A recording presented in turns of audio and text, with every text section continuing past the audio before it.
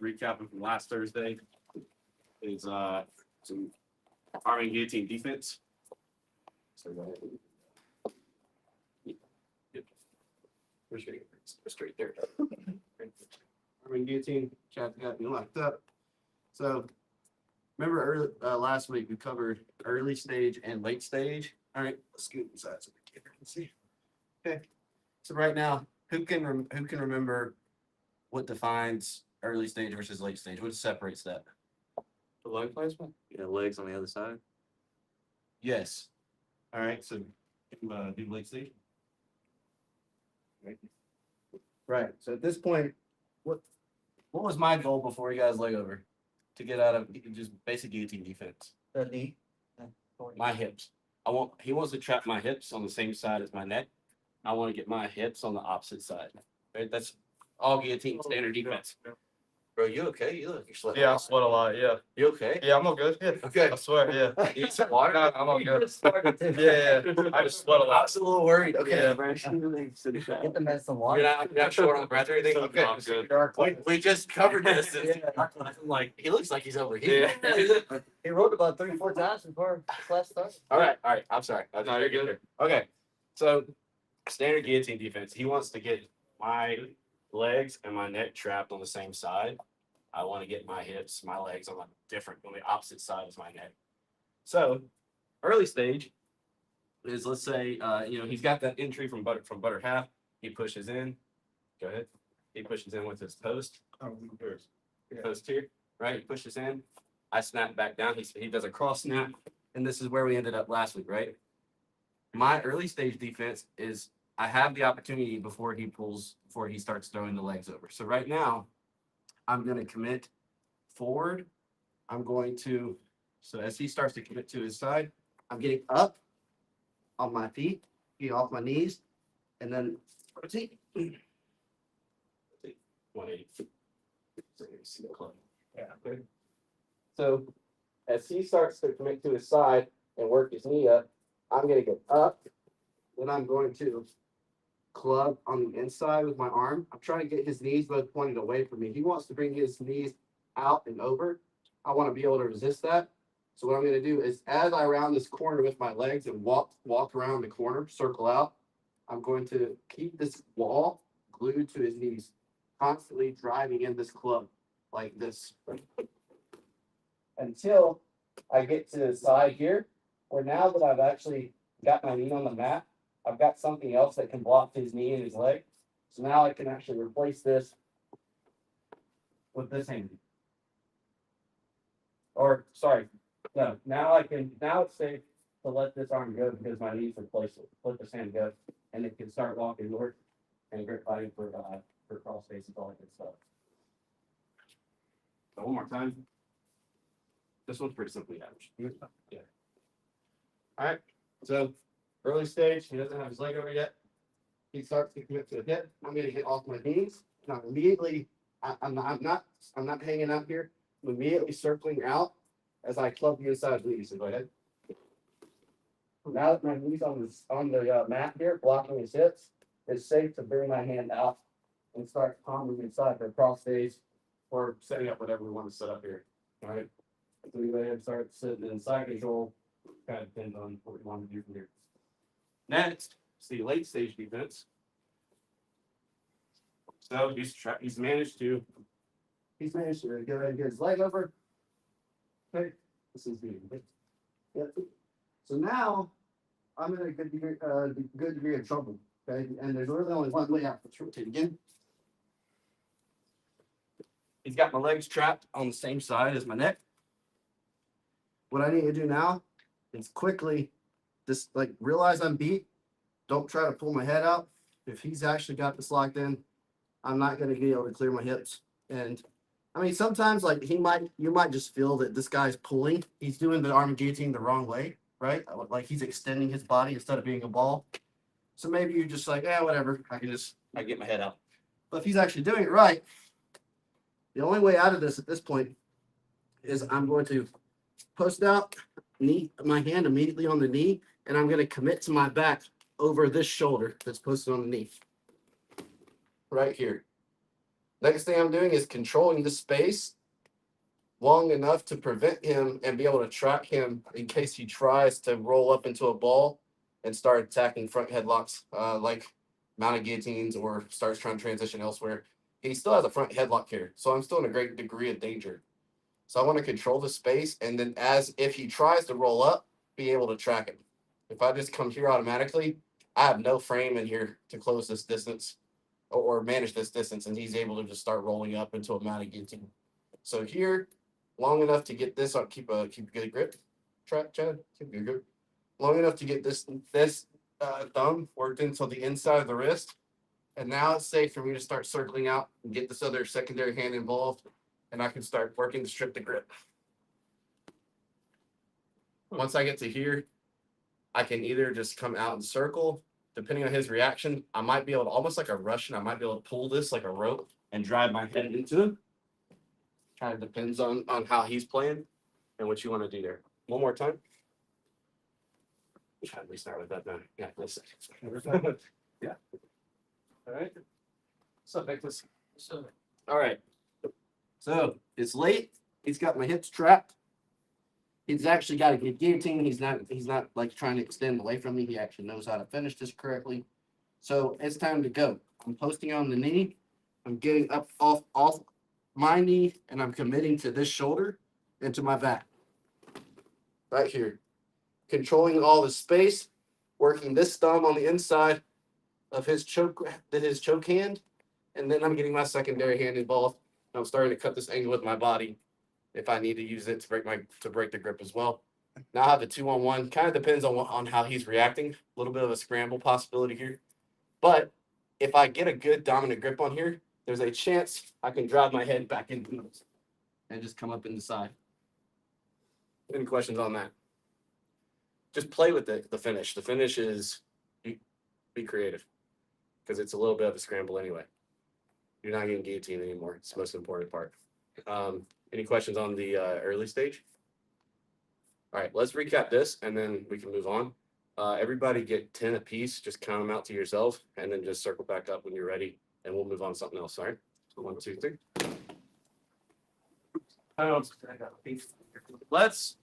I want you to be more methodical about this grip fighting because it's important. Let's get this up. All right. So for this late stage, more view of the camera or the fan. All right. So go ahead. Good check. All right. So right here, right? Knee, hand on the knee, not the thigh. I want to push the end of the rope, the end of the lever. That's where we have the most leverage. So I'm palm on the knee, and then I'm committing to this shoulder. All right. And I'm not being loose with these hands. I'm still very much tracking him, and I have tension here. Because one of Chad's first counters right here is just to become a ball and roll up in the mouth. If he was a little more mobile, there he goes. And he can finish me right here. All right, so we got to be careful with this. Come back. So when I say be methodical with your grip fighting, it very much matters that I'm still tracking this knee and owning this space between us right now during this whole process. Because if I don't and I get lazy, then I should immediately start 2-on-1ing, he balls up. So right here, if he starts balling up now, I have something to push back and track him. If he really commits to it, I can start working my elbow inside, getting my hand out, and now I'm out. I'm not getting choked anymore. And it all came just because I have a frame here. If I give him 3 feet of space, he gets momentum and gravity on his side to ball up, and he can just chain more attacks. And now I'm still having to play defense. So this whole thing, go ahead and square back out where we were. Yep. So right here, this is where I landed, right? The methodical, I say be methodical because it matters. We're owning this space until I get my thumb worked in on his choke hand, not his top hand, but the one that's actually touching my throat. I want to get my thumb worked in on the inside. Now, I've got something to push back against this grip. Next, I want a 2-on-1. I don't want to play this game where I have one hand here and one hand on the other, and I'm trying to separate them like I'm Superman opening my shirt. I want 2-on-1. So I've got my thumb worked in. Next, I'm actually grabbing, I'm so low on his wrist, and there's so little space here. I'm actually grabbing like the meat right here, but under my thumb with these two fingers. I'm just kind of clawing it back, like right there in there. I'm kind of hooking in there just to have something, but it's at the end of the lever. I don't want to, I can put my hand up here in the wrist, and that's acceptable too.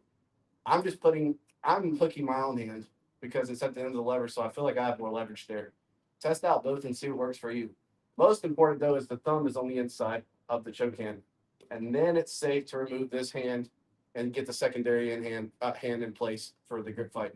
And now I'm going to get grip. Now I can start clamping down. You see how I'm clamping down this elbow? And I'm going to start pushing this way. And I'm going to start pulling. And I'm going to start rotating.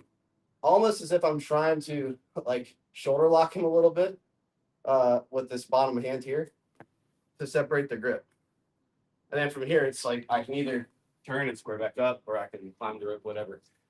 But the sequence there, the steps, even if they happen fast, the steps matter.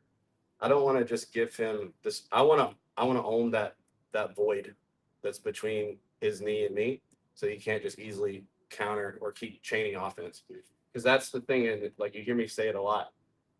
Whoever's like dictating the pace and got the most offensive cycles, they're able to chain more and more attacks. Usually, they're going to win. If you're just playing defense the whole time, you're not going to be able to really attack much. So how are you going to sub somebody? Any questions on that? Okay. Next thing we're going to do is go back to our feet. We're going to be looking at we actually did this in May, but we're going to cover it again real quick because several of you haven't seen this. We're going to run the pipe, so to speak. All right, so closed stance, same entrance that we've been having. Instead of this inside tie and cross, sorry, it was a long night for me and a long day.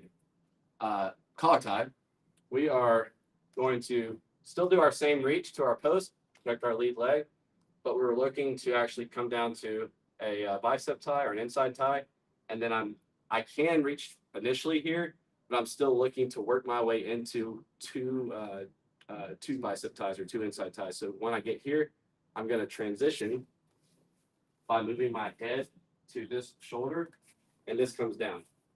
So now I've got double inside ties, and I've got my head inside, right? One common reaction you'll get here, and what we're going to play off of for this particular move is he gets two outside grips around my elbows. Sorry, other side. Yeah, just so he has something else to trap me, because he can also start to be offensive from here as well. So we're going to play off of this position where I've taken two inside ties. He's taken elbow grips here. Next thing we're going to do is I'm looking to step away and pull. Y'all have heard that a lot, the single leg entries. If I want to attack his left leg right now, I need him to take a step with it. So what I'm going to do, I'm going to take a step out, and then I'm going to give him a hard pull with my right hand as I circle my right leg out, and I get that foot steps forward, and for a moment is weightless, right? So there's a timing aspect here. We don't have to drill it fast, but just realize there's a timing aspect to this when you're trying to hit it live. Next thing I'm looking to do is elevate this elbow, get this elbow up and away from his shoulder. So I'm going to elevate as I take an outside step, and this hand grabs the leg. Next thing I want to do is to be able to get this hand out and around his leg. I just want to run towards his other foot. All right. Now we're in this position which is all too familiar for those of you who are here in May. Been here a lot. You can go to the high leg from here, but we're going to do for today, we're going to focus on running the pipe, which y'all have also seen this before. Some of y'all have seen this before. What we're going to look to do is sometimes you're going to be tempted to like drive your head sideways, but he can just circle with me constantly, okay? So to take him down with running the pipe, I want my shoulder to crash down on his hip, kind of where his foot would be. So down, right? And the way I do that is by dropping my head and dropping my shoulder, right? And then when I combine that, I drop my head and my shoulder, he gets almost a knee bar pressure, and he definitely gets it when I start to. The only thing holding him up right now and kind of preventing like a knee bar, so to speak, is my own foot right here. Like it's the ground, right? So as I drop my head and my shoulder into his hip, maintaining my head in his chest too. I'm not coming off. I've still got it forward. As I drop my head down, my shoulder down to this hip, I'm gonna take a step out with my inside leg, and I'm gonna circle this leg out. That's it. If you're doing it right, they should feel a little bit of like knee bar type pressure. Yeah, I feel like I was getting a good stretch. Good stretch. Yeah. All right, hamstring stretch. Yeah. Yeah, maybe that first. We're more immobile. Okay, so first off, close stance. We're gonna protect our lead leg. So rear hand reach on the shoulder post. Then I'm looking to at the same now that I have this, again, this is like all approaches when we're standing up. It's much the same. Protect the lead leg, get something to manage distance. Now it's safe to get both hands involved. This might happen really quick, right? But I'm never doing this. Right? I'm always 1, 2. Next, here. Now I want to start setting up my double inside tie. So I've got here, and then here, if I just go right, like down to here, but I do nothing with my head, it's pretty easy. Like I don't really have much like driving leverage. It's pretty easy for him to just start working his head inside and countering me. So when I actually take a double inside tie, I'm also going to put my forehead right here in his chest. So I have more driving pressure. Because up here, I still have a good amount of pressure because I can pull his hand down and I can still drive with my elbow. Or pull his head down and drive with my elbow. I don't have as much driving force when I've just got this double inside tie if I don't get my head involved too. So I get my head involved.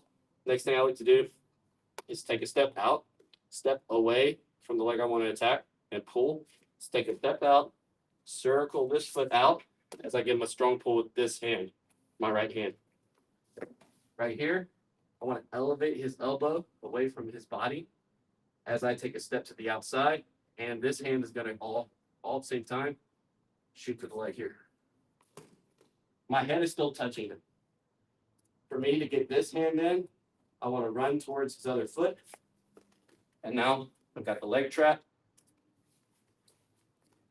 And now I want my head driving down, my shoulder driving down on the hip as I take my inside leg, step out. And again, I'm just circling this one out. We just did it. When I made him take a step, I stepped away and I pulled, step away, circle this one out. But instead of a pull, I'm just driving down my head and my shoulder. So I'm here, I take a step out, I drive down. My head's really commit to this. Head goes down, shoulder goes down on the hip, and I remove this floor. Any questions on that one? All right, 1, 2, 3. All right, we're gonna do knee cut. So on the back. So we're gonna work our knee cut pass. So from a supine opponent, get centered a little bit. All right. So here we're gonna look to start to take a step inside here, and then for the knee cut, I'm looking to drive my knee to the inside here. And right here, most guys are going to bring this knee shield in if they can to try to retain their guard. It makes it very difficult for me to continue this because if I just keep going, I'm not really accomplishing anything. And if I get too committed to it, I'm just going to give it my back, or he can start working underhooks in, things like that. He can really start to sweep me or take my back. So here, let's say get a good act here. All right. So here he's got this knee shield in. I've got to deal with this. So the first thing I'm going to do, I'm going to take a cup on the knee, and then I'm going to circle back up. And as I circle up here, sorry, brother. As I circle back up, we're going to find that floating rib and really cause some pain. All right. But as I circle back up, I'm not on it right now. We should be. I'm just being nice. As I circle back up and make his knees point up and his hips square with me, I'm looking for his hip to replace my elbow here to have that wedge. We did this a few weeks ago, if you remember, with a variation of this knee cut pass. I want my elbow here on the inside position, just so he has a harder time. He has a wall there trying to work his knee back in. Then also at the same time, I want to be able to get, I want to start changing levels of my head so that my shoulder can also occupy the space. Because now, if I'm just here, it's not going to be enough still. He can high leg over my arm. Chad might not be able to. All right. Or he can even just like clamp his knee inside and like clamp her knee together. Yeah, and like get my wrist out of there. Yeah. So something for everybody, no matter. Yeah. All right. Your mobility disabilities. All right. So here, I want to get my hand on the inside, but then I also want to get my shoulder down, drop my head. Because now it's much harder for him to clamp that knee inside, and he's definitely not going to high leg right now. So now it's okay to start my knee cut. Okay, this leg is out here posted.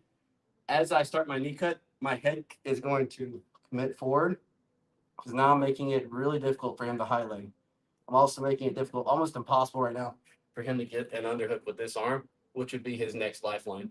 Right? So here, once I get my head committed down, I've owned the space. Now I can start freeing my knee. Once my knee is basically free and I just need to free the foot, I can start digging this underhook, is what I'm looking for. For a knee cut, we're always looking for that far side underhook. Okay? Once I've got this underhook, now it's safe for me to point my knee out. Go ahead and slide through. And then what I don't want to do is just like this, because he's just going to get a side guard. You can connect your knee and your elbow. Right? I don't want to do that. So as I make this transition out, we want to walk back towards his hips to make his knees point away from us. And then we take side. One more time. Supine on his back, twist on the knee, work my foot inside, start the knee cut pass. Sometimes he might not get this in. He might beat him. He might just, I don't know, who knows? He might not get this in. You might just get this, right? And you can just collapse down and you skip the whole dealing with the knee shield. Okay, that makes sense. Sometimes you can skip that step. Don't do it if they're not giving you a knee shield to go through. Don't worry about going through it. We can skip straight to the good stuff here. Slide through, walk back.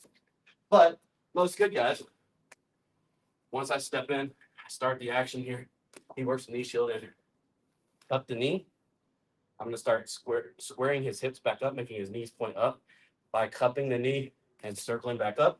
As I land here, hand in the hip and the bone, not in his belly, not on the leg, right here in the bone. You'll feel it. Elbow driving against the thigh, and then I'm going to change levels down with my shoulder. Now, and notice I'm still cupping the knee here. Now, as I drive this down towards the mat, I commit my knee through, and I start driving my head on the inside of the far shoulder. Next, I start bringing the knee through. Once it's basically through and I just need to get my foot free, I'm looking for that underhook.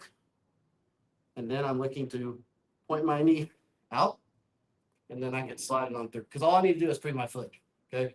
So by pointing my knee, I'm able to slide on out. From here, you can grab his elbow if possible. It's only going to help you. And then I can walk back into him towards his hips. I don't want to be here and just do this. It's way too much space. And he can work his knee inside. And now I'm back square one. All right. Anyone have a question or need to see it again? Can I see the first part? Like, Dealing with the knee shield? Mhm. Yeah. All right. Supine point. So let's just stand up. All right. Let's say we're playing our game. We do what we just did, right? I pull in. I played this game here, here, then we're here, and I'm right into the game. Okay. Here, I start cutting, looking for this, but he gets that knee shield in. Okay. Yes. All right. Cup the knee. Right. Cup the knee. I'm going to square back up as I look for that hip immediately. This is mine now.